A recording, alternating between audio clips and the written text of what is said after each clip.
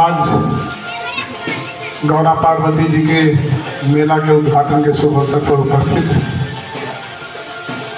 इस गांव के सम्मानित ग्राम प्रधान, इस मंडल के सम्मानित मंडल अध्यक्ष, भारतीय जनता पार्टी के सभी पदाधिकारीगण, मंचासीन सभी सम्मानित पदाधिकारीगण, सभी प्रधानगण, पूर्व प्रधानगण, क्षेत्र पंचायत सदस्यगण, हमारे क्षेत्र के सम्मानित सभी नागरिक,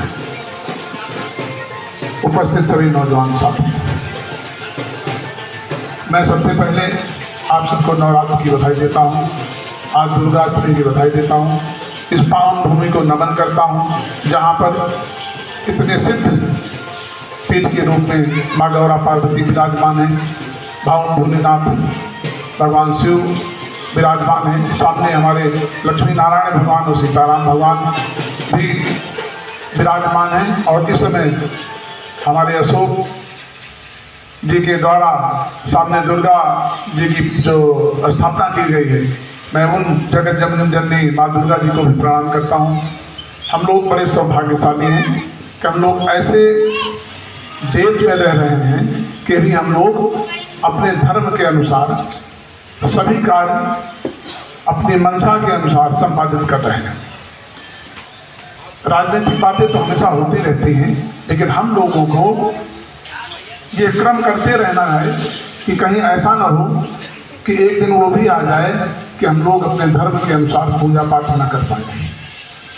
सबसे महत्वपूर्ण इस समय विषय ये है, आप देख रहे हो जहाँ जहाँ भारतीय जनता पार्टी की सरकार नहीं है, वहाँ सब जगह धीरे धीरे काम शुरू हो गया है।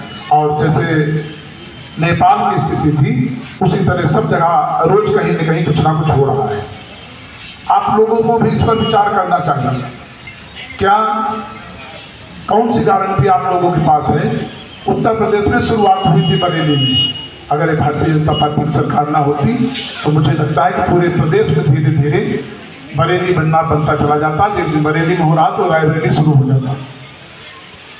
अगर धर्म नहीं बचेगा, आप लोगों की स्वतंत्रता नहीं बचेगी, तो अगर जो अभी तो थोड़ा थोड़ा गांव में हो रहा है कि बाप बेटे की बात कहना नहीं मान रहा है, सास बहू की बात नहीं मान रही, बहू सास की बात मान रही, वो सिर्फ यही कारण है कि हम लोग धर्म से दूर होते जा रहे हैं।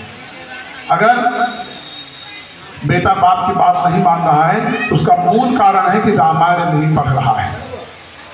अगर रामायण पढ़ता होता, उसे ज्ञान होता, तो उसे पता लगता कि एक पिता के कहने पर भगवान राम ने वो चक्रवर्ती सम्राट की कुर्सी को लात मार करके वन को चले गए।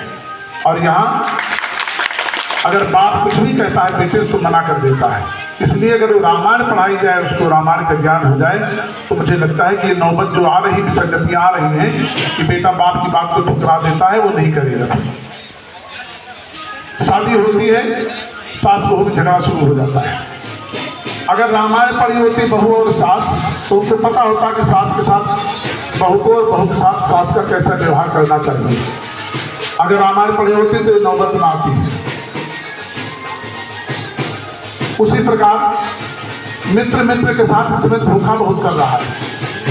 लोग बैठते हैं बगल में, मिलते हैं, बात करते हैं, हंसकर बोलते हैं, लेकिन अंदर इतनी कुटिलता भरी हुई है।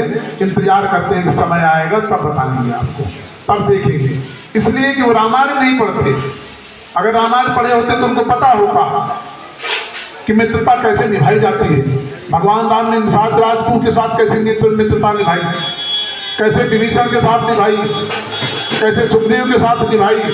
एक मित्र की परिभाषा रामायण पढ़ने वाला जरूर जानता है, और वो धोखा नहीं करता कभी मित्र के साथ। अगर रामायण पढ़ने वाला व्यक्ति उसका अर्थ समझ लेगा तो कभी मित्र के साथ कभी धोखा नहीं करेगा।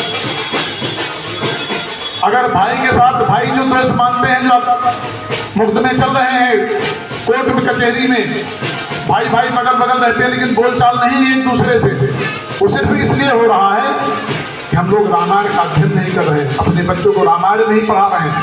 अगर रामायण पढ़ते होते तो उनको पता लगता कि एक भाई के लिए भाई क्या कर सकता है। अयोध्या जैसा राज्य, दो भाई ने उसको बाल की तरह, एक लोग इधर से मार रहे हैं, एक लोग उधर से मार रहे हैं, कोई स्वीकार करने को तैयार नहीं है।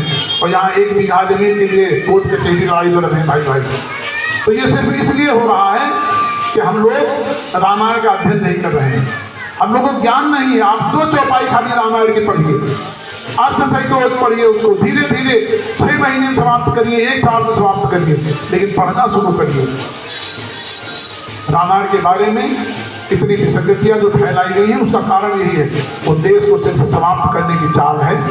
और आप जान लेना, जितने लोग भी बैठे हुए हैं, जो भी सनातन हिंदू धर्म पैदा हुआ है, उसके सामने एक दिन ऐसा संकट आएगा कि इस समय जो कर रहा है, चाहे किसी जाति द्वेष के कारण कर रहा है, चाहे अपने बगल वाले के द्वेष के कारण कर रहा है, या प्रधान बीडीसी के द्वेष के कारण कर रहा है, उनमें भी तो झगड़ा होता है, उनमें भी तो कत्ल हो जाती है। वो तो मैं नहीं मानती किसी से।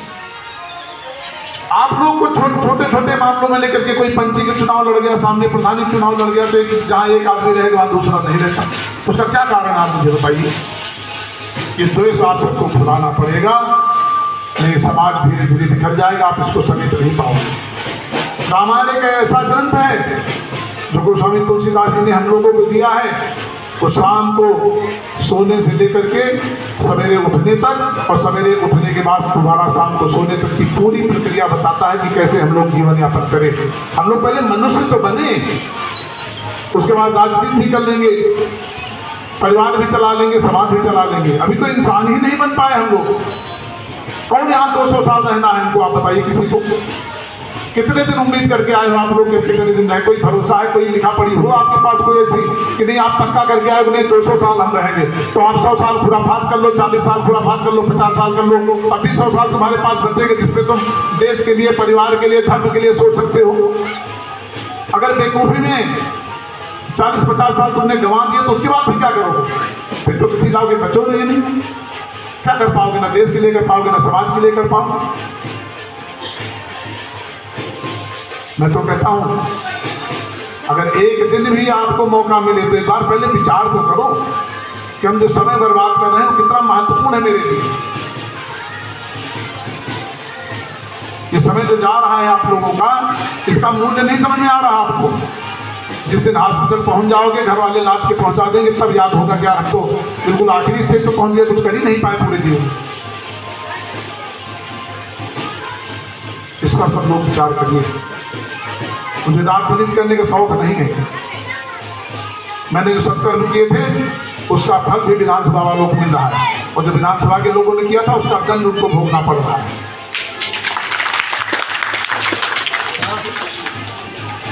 मुझे शौक था विधायक बनने की, मुझे गर्व है इस बात का कि जो जो संकल्प भगवान ने मेरे जीवन में मुझसे करवाए हैं, और पूरे विश्व में शायद कोई नेता दूसरा किया होगा। काम बहुत लोग किए होंगे, बहुत बड़े बड़े पदों पर होंगे, लेकिन ऐसा संकल्प तो 2017 में मुझसे भगवान ने दिलवाया था कि 5 वर्ष तक अखंड रामायण के पाठ पूरी विधानसभा में होगा। कि शायद ये संकल्प किसी नेता के द्वारा कभी दिया गया हो। मैं सौभाग्यशाली हूँ इसलिए। मेरे पास Guinness Book of World Record वालों को टेलीफोन आया, उन्होंने कहा मैं पूरे विश्व में मैंने रिसर्च किया, कहीं एक स्थान पर ओम नमः शिवाय के पाठ चल रहा है 2 साल से, कहीं रामायण चल रही है 6 महीने से। लेकिन जिस तरह आप करवाते हैं रामायण कि एक स्थान पर रामायण बैठे, विधि विधान से झांकी से जाकर के 24 से 26 घंटे बाद समापन हो, और हवन होने से पहले फिर दूसरी ग्राम सभा में कहीं विधानसभा में बैठ जाए, कि अखंड रामायण पाठ 5 साल चले, ऐसा कहीं पूरे विश्व में मुझे देखने को नहीं मिला। ये Guinness Book of World Record वालों को बात बता रहा हूँ। तो प्रदेश की बात छोड़ दो, अभी जैसे मैंने सावन के महीने में संकल्प लिया कि मैं पूरी विधानसभा में जितने भी एससी और ओबीसी बस्तियां हैं, उनकी बस्तियों में जितना भी कीचड़ में उसको कीचड़ से मुक्त करा दूंगा। उनको तमाम लोग, हो सकता है कभी कोई पीडीए के नाम पर, कोई जातिवाद के नाम पर वोट लेता होगा, हमको 5 बस्तियों के नाम बता दो जिसमें ऐसा संकल्प किसी ने किया हो खाली कि 5 बस्तियों को कीचड़ मुक्त करा दूंगा, और मैं 200 गांवों को करा दूंगा। एक कोई हमको उदाहरण बता दीजिए। दूसरा, पूरे देश में एक भी कोई ऐसा इस तरह फेसबुक पर जिस तरह मैं लिखता हूं सुन करके कि मैं एससी और ओबीसी बस्तियों का कीचड़ मुक्त कराने के लिए, वो भी राजनीतिक व्यक्ति है, किसी एकदम कोई हमको लिख करके दिखा दे कि सिर्फ एससी और ओबीसी बस्तियों का कीचड़ मुक्त कराना है। अगर एक बार कोई करने वाला हो हमको बता देना, चाहे जिस पार्टी के नेता हो। एक दिन संकल्प लेकर के और फेसबुक पर डाल के दिखाया कि मुझे खाली एससी और ओबीसी की खाली कीचड़ मुक्त करना है किसी दम जिसको चुनाव लड़ना होगा। लेकिन मैंने कभी वोट की चिंता नहीं किया, न कभी राजनीति की मैंने चिंता की। मैं धर्म के आधार पर काम करता हूँ। मेरा धर्म है, अगर मुझे राजनीति करना है तो समाज को जो सबसे नीचे व्यक्ति है, जो सबसे ज्यादा कीचड़ जिसके दरवाजे सबसे पहले, उसका कीचड़ मुझे वो दूर करना चाहिए। ये हमारा धर्म है। अब भगवान ने मुझे सामर्थ्य बन दिया है तो सबसे गरीब व्यक्ति जो है गांव का, अगर उसे कोई समस्या है तो सबसे पहले उसको दूर करना चाहिए। अगर किसी नेता को अगर सामर्थ्य मिले तो उसको पहले उसका काम करना चाहिए जो उसके घर तक नहीं पहुंच पाता, उसके घर जाकर के उसे पूछना चाहिए। और मैं यही कर रहा हूं। जो मेरे घर तक नहीं पहुंच रहे थे, मैं उनके घर घर जाकर के उनकी समस्या पूछ रहा हूं। जहां नेता अगर समस्या लेकर जाओ तो भागते हैं, मिलने से कतराते हैं, बहाना बना के निकल जाते हैं, जल्दी कोई काम न बताते हैं। और मैं समस्या पूछने जाता हूं घर घर। आप दिखा दो कोई नेता अगर पूरे उत्तर प्रदेश में आपको दिखाई पड़े इस तरह कि पब्लिक से समस्या लेने जाए, और यहाँ लोग समस्या दे करके भागते हैं और मैं समस्या उनसे लेने जाता हूं। और मुझे एक गर्व है, अभी हमारे आदरणीय कुरियर के प्रधान जी ने आपको बताया कि कुरियर में 4-5 स्थानों पर काम चल रहा है। इनके गांव का एक पूर्वा यही ढकिया के पास पड़ता है, मुनेजरगंज। मैं वहां पहुंचा, मैंने देखा एससी और ओबीसी, उसमें खाली 2-3 बिरादरी है, यादव, लोधी और पासी समाज की। मैंने जाते ही देखा इतना कीचड़ भरा हुआ था। हमने कहा माता जी आपने कभी हमको सूचना नहीं दिया, नहीं अब तक कीचड़ दूर हो गया होता तुम्हारा। बोले भैया आप जैसे तैसे आज आ रहे हैं, हम लोग अब क्या बताएं कहाँ हमारी पहुंच उतरी। हमने कहा चलिए मैं आज आ गया हूँ खुद ही आपके पास, बताइए कब तक इसको बनवा दिया जाए। आप कल्पना करिए किसी को इस तरह विश्वास होगा किसी नेता के ऊपर। उसने कहा मैं तो चाहती हूँ कि आज ही से शुरू करा दूँ। है कोई पूरे उत्तर प्रदेश में ऐसा नेता जिस पर एक महिला इस तरह विश्वास करती हो कि राकेश सिंह कह देंगे तो आज से काम शुरू हो सकता है। उसने कहा आज मैं तो चाहती हूँ आज से शुरू करा दो। मैंने कहा 1 घंटे के अंदर काम शुरू करा दूंगा, और भगवान की भी कृपा ऐसी आधे घंटे में काम शुरू हो गया। ये सवेरे हुआ मेरे साथ। उसके बाद मलिक गांव का भ्रमण किया, कुरियर के कुछ पूर्वा पड़े थे वहां भ्रमण किया। उसके बाद सुल्तानपुर खेड़ा पहुंच गया। सुल्तानपुर खेड़ा में दिन भर भ्रमण करते करते 2 जन के पूर्वा हमको लेकर के कांता गुप्ता वगैरह पहुंच गए। रात हो गई, अंधेरा हो गया काफी। वहां दुर्जन के पुराण पहुंचे तो देखा एक पासी समाज के व्यक्ति और सर में सफेद कपड़ा बड़ा बांधे सब पुराए हुए बैठे हुए थे। हमने कहा कोई कार्यक्रम आपके यहाँ?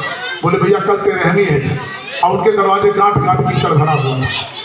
हमने कहा कैसे तुम्हारे रिश्तेदार यहाँ आए, कैसे तुम संपन्न कराओगे अपना कार्यक्रम? तो बड़े रूखे मन से उसने, दुखी मन से उसने कहा कि भैया जैसे तैसे काम चलाना है, क्या कहते। भगवान ने मुझे प्रेरणा दिया, मेरे मुंह से तुरंत निकल गया कि कल सवेरे तुम्हारे रिश्तेदार आने से पहले सड़क तुम्हारी बनके कंप्लीट हो जाएगी। और आप विश्वास नहीं करोगे, जो लोग रात को सोए थे उस सड़क को देख करके जब सवेरे उठे तो यही नहीं सोच पा रहे थे सड़क ला के कहीं से रखी गई कि बनाई गई है। यहाँ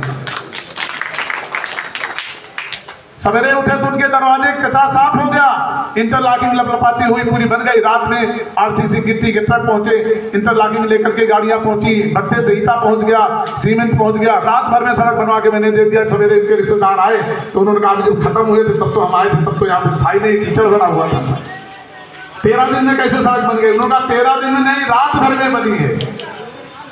आप बताइए, है कोई पूरे उत्तर प्रदेश में आपको कोई नेता बना तो आप किसी को दे दोगे, वोट किसी को दे सकते हो, लेकिन जो सौभाग्य मुझे भगवान की कृपा से और परमात्मा के आशीर्वाद से प्राप्त है शायद ही बहुत कम लोगों को प्राप्त होगा। तो एक मूर्ख व्यक्ति बोलता है कि प्रधान और जिला पंचायत क्षेत्र सदस्य के काम को अपना काम बताते बताइए, उसको इतनी शर्म नहीं लग रही है। जिला पंचायत सदस्य और प्रधान बेचारे हमसे अपेक्षा करते भैया हमारे क्षेत्र हमारे गांव दौड़ा कर लो तो हमारे कीचड़ मुक्त हो जाएगा। अब वो कहता है फेसबुक पर कि प्रधानों के काम को अपना काम बता रहे हैं। ये नहीं पता कि प्रधान को जितना पैसा 5 साल में आता है, एक गांव 5-5 करोड़ के रोज में काम लगवाता हूं। अगर जरा से ब्रेन हो, और ये भी कहता है कि हम भी तो पिछली बार हारे थे, हम तो नहीं करवा पाते थे। अरे तुमको भगवान बुद्धि देगा तभी तो करवा पाओगे। और गरीबों को बेचारे गुमराह करते मुझे काम नहीं करने दिया जा रहा। मैं उनको घोषणा करना चाहता हूँ इस स्थल से, ये पूर्ण स्थान है, अगर उनका काम कराने में कहीं बाधा कोई आ रहा हो कोई अधिकारी तो मैं उनके साथ चलने को तैयार है। चले मेरे साथ जहाँ काम करवाना चाहते हो। और खाली यादव और लोधी समाज की अगर सड़क बनवा दे सिर्फ लोधी और यादव समाज के खाली सड़क बनवा दे, मैं उनकी गुलामी करूंगा, कभी जिंदगी में चुनाव नहीं लड़ूंगा विधानसभा तक। टीचर दूर करा दे, मैं उनके साथ लगूंगा, साथ उनके चलूंगा। इस तरह नहीं होता। दोगलापनी का काम एक बार चल सकता है, गुमराह किसी को झूठ बोल करके एक बार खाली काम कर सकते हो बस।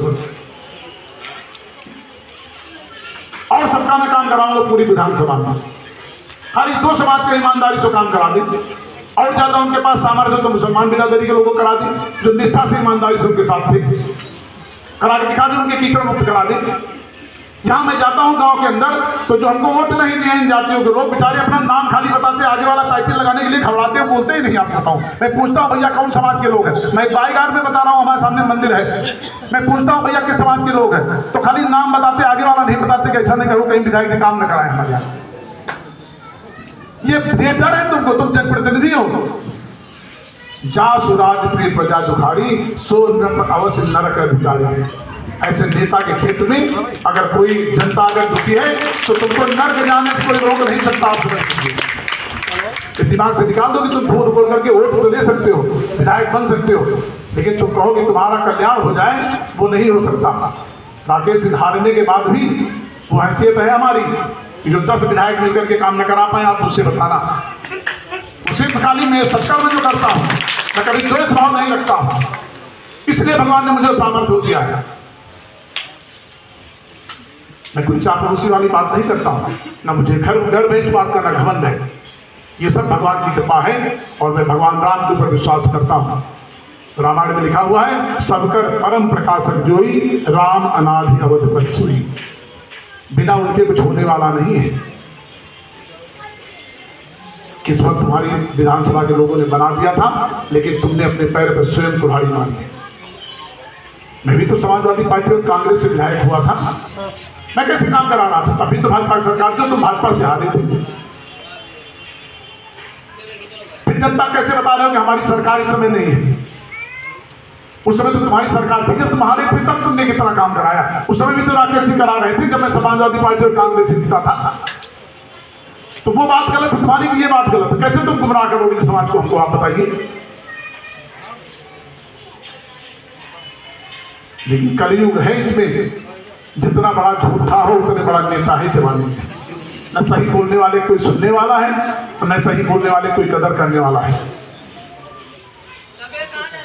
लेकिन ये बहुत दिन चलेगा नहीं। आप देख लेना, अब आप महापुरुष भविष्यवाणी भी कर चुके हैं। 4-5 साल और बचे, खूब राजनीति सब लोग कर लो, खूब जातवाद देख लो। 2029 तक, अभी आपने देखा पुरी शंकराचार्य ने 2018 में जो उन्होंने वक्तव्य दिया था, जो उनकी भविष्यवाणी हुई थी, वो सही हो रही कि नहीं हो रही? उन्होंने कहा था इस देश में जब परिवर्तन विश्व में होगा, जब विश्व युद्ध की स्थिति आएगी, तो उसकी ज्वाला नेपाल से उठेगी।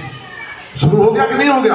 2029 तक कई महापुरुषों ने भविष्यवाणी की है कि मात्र 65,000 करोड़ लोग बचेंगे, और जिसमें 60% हिंदुस्तान के होंगे, 40% में सभी देशों की आबादी होगी।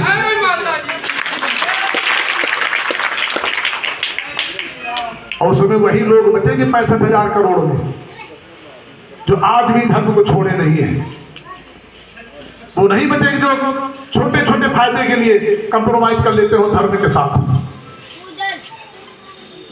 विधायक बनने के लिए, प्रधान बनने के लिए, बीडीसी बनने के लिए दिन भर झूठ बोलते हो, लोगों को बेवकूफ बनाते हो। गरीब आदमी जो सहज है, जिसको इतना ज्ञान नहीं है, किसी भी गरीब आदमी और अनपढ़ के साथ किया गया छल, वो मनुष्य को सर्वनाश कर देता है, उसका बचेगा नहीं आता।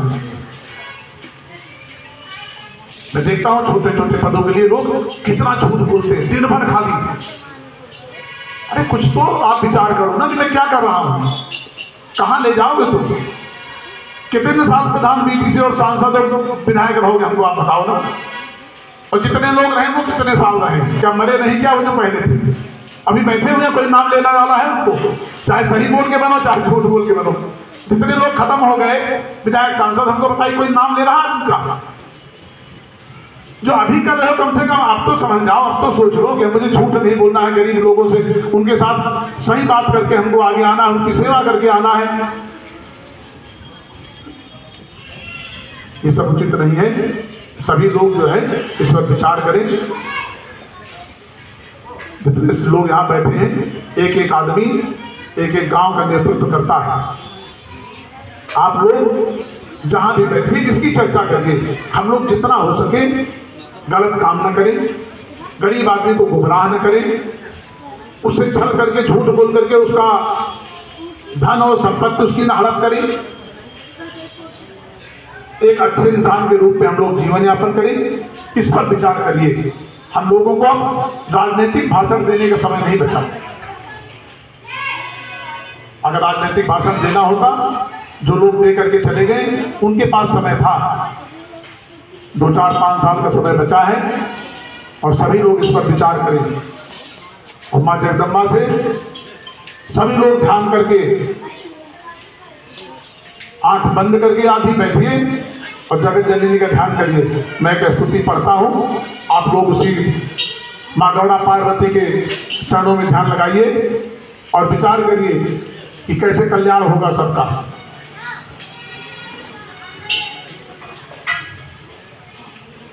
अभी लिख रहा था लेकिन लिखी फाइल तो नहीं का लाभ इसी से करता हूं। सब लोग आराम से भगवान का नाम लीजिए और माता जी का ध्यान करिए। शक्ति स्वरूपा तू मंगल कारिणी, काज संवारती हो सबके माँ। होती कृपा जो तुम्हारी रहे तो बने सब काज न देर लगे माँ।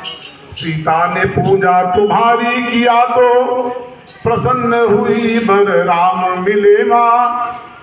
मेरी भी कामना पूर्ण करो माँ, तू गौरा हमारा भी कष्ट हरो माँ। इसी के साथ अपनी बात को विराम देता हूँ। माँ जगत जननी गौरा पार्वती से प्रार्थना करता हूँ कि सभी लोग, जितने लोग आज इस अष्टमी के शुभ अवसर पर आपके चरणों में यहाँ पधारे हैं, सभी लोगों को कल्याण करें, सभी लोग निरोग रहें, सभी लोग अच्छे मार्ग पर चलें, यही मेरी कामना है। जय हिंद, जय भारत, जय श्री राम, जय जय श्री राम। धन्यवाद।